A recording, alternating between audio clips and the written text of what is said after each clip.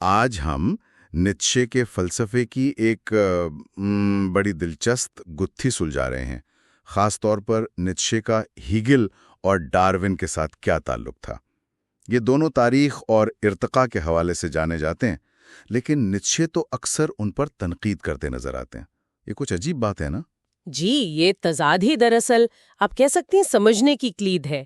ہمارے پاس جو مواد ہے رابرٹ سی سولومن کے لیکچر کا، وہ یہی دکھاتا ہے کہ نیتشے نے بظاہر ان دونوں سے فاصلہ رکھا، مگر ان کے خیالات خاص طور پر تاریخ، تبدیلی اور وہ جو پرسپیکٹیوزم ہے یعنی نقطہ نظر، اس کے اپنے فلسفے میں گہرے سرایت کر گئے۔ آج ہم اسی پیچیدہ رشتے کو ذرا کھول کر دیکھیں گے۔ اچھا، تو گویا ہم یہ دیکھ رہے ہیں کہ ایک باغی مفکر کیسے ان بنیادوں کو استعمال کر رہا تھا جنہیں وہ بظاہر گرا رہا تھا۔ چلیں ہیگل سے شروع کرتے ہیں۔ سولومن بتاتے ہیں کہ ہیگل تاریخ کو بہت اہمیت دیتا تھا، جو نیتشے کے خیال میں اکثر فلسفی نہیں کرتے۔ وہ حال سے شروع کر کے ابدی سچائیوں تک پہنچنا چاہتے ہیں۔ ہاں بالکل، ہیگل کا زور اس بات پر تھا کہ تصورات اور اقدار وہ ہمیشہ سے ایک جیسے نہیں رہے، وہ وقت کے ساتھ بدلتے ہیں۔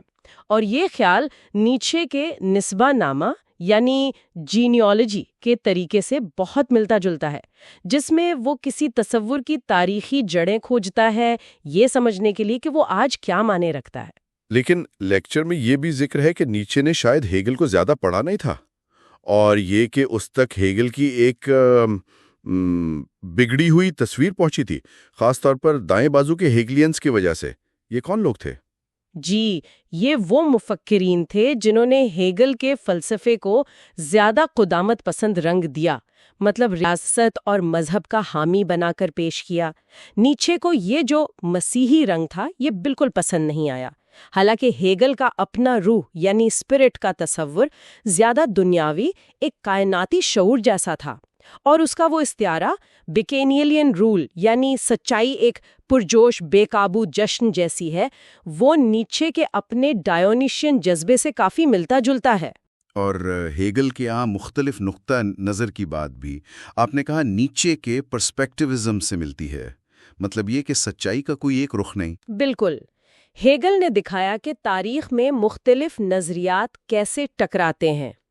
نیتشے نے اسی بات کو ایک طرح سے آگے بڑھایا اور اسے پرسپیکٹیوزم کا نام دیا، یعنی یہ نظریہ کہ کوئی مطلق سچائی نہیں ہے، بلکہ دنیا کو دیکھنے کے ان گنت زاویے ہیں، اور ہر زاویہ اپنی جگہ ایک حقیقت رکھتا ہے۔ اچھا، تو پھر ڈارون کے معاملے میں نیتشے کا دل کیوں بٹا ہوا تھا؟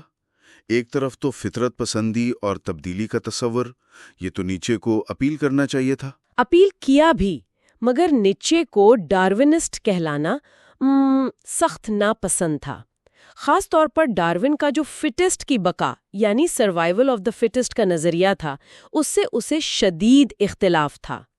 نیتشے کا کہنا تھا کہ زندگی محض زندہ رہنے کی جدوجہد نہیں، بلکہ یہ طاقت کی جدوجہد ہے، اسٹرگل فار پاور، یعنی اپنی صلاحیتوں کو بڑھانا، دنیا پر اثر انداز ہونا۔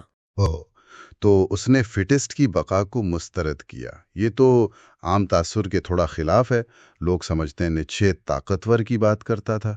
اس کی وجہ کیا تھی؟ اس نے یہ نقطہ اٹھایا کہ فٹسٹ ضروری نہیں کہ بہترین ہو سکتا ہے سب سے زیادہ فٹ مخلوق وہ کاکروچ ہو۔ کیا ہم کاکروچ بننا چاہیں گے؟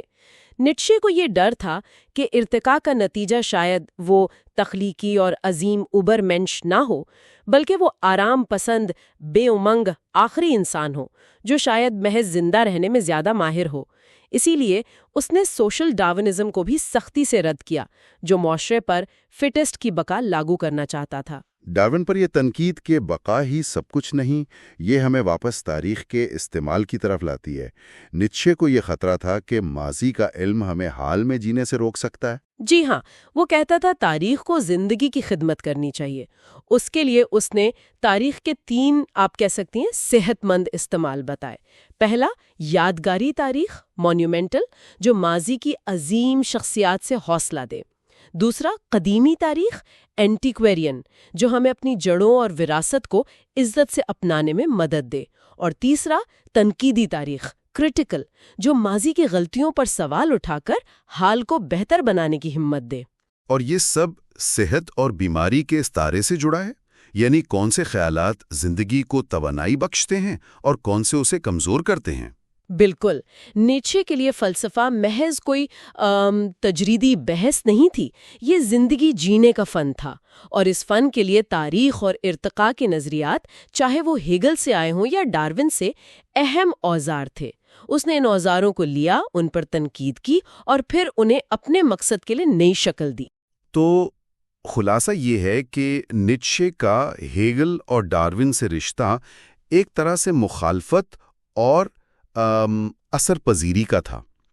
उसने उनके ख्यालात को ख़ास तौर पे तारीख और तब्दीली के बारे में अपने मुनफरिद फ़लसफ़े की बुनियाद बनाया, यानी निस्बेनामा, पर्सपेक्टिविज़म, ऊबरमेंश, भले ही वो उन पर शदीद तनकीद भी करता रहा। जी, और ये जाहिर करता है कि बड़े ख्यालात कैसे जन्म लेते हैं, अक्सर पुराने ख्यालात से टकराकर, उन्हें चैलेंज करके और उनकी असर नौ तश्कील करके। इख्तिलाफ भी एक तरह से असर कबूल करना ही है। और सुनने वालों के लिए एक आखिरी नुक्ता गौर करने के लिए, अगर तारीख और इर्तिका सीधी लकीर में आगे बढ़ने का नाम नहीं, बल्कि मुख्तलिफ कुव्वतों, हेगल की जद्दलियात हो, डार्विन का इंतखाब हो या नीत्शे की ताकत की कशमकश का एक पेचीदा खेल है, तो आज जिसे हम तरक्की या सच मानते हैं, क्या वो वाकई हतमी है या महज इस खेल का एक वक्ती नतीजा?